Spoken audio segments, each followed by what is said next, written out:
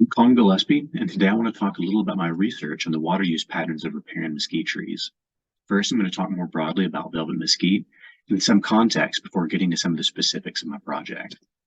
Now, mesquites are incredibly flexible, adaptable, and hardy plants. Here's a classic lowland watershed like you see in the areas around Tucson.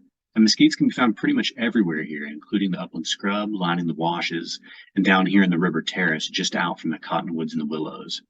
The areas bordering a river are referred to as riparian, and it's the mesquite in these areas that are of principal interest in our project. Mesquite are sometimes vilified and blamed for the decrease in stream flow seen in many waterways in the Southwest. So in order to mitigate that decline, land managers sometimes turn to large mesquite removal projects. It's true that mesquite are not as huggable as some trees, but it's not clear that their removal would have the desired effect and therefore be justified. So it's in this context that we're investigating mesquite water use patterns at Three Links Farm on the lower San Pedro River. We're trying to determine the source water used by different stands of mesquite and also asking, does source water vary between mature stands and younger thickets? Does it vary throughout the year? And does this impact tree water stress? Here you can see some images from some of our test plots.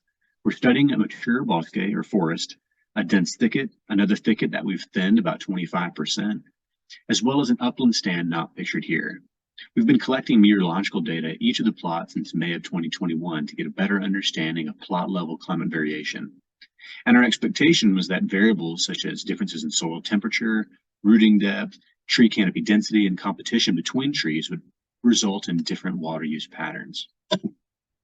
We also collect samples from trees and shallow soil layers at each of the plots, and I use this apparatus pictured above to distill water from those samples.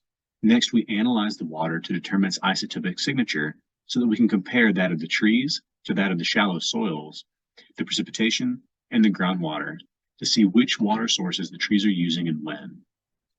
What we've found is that, contrary to my expectations, all the plots seem to rely heavily on groundwater during their non-dormant periods, and they do not switch to using monsoon precipitation when it becomes available.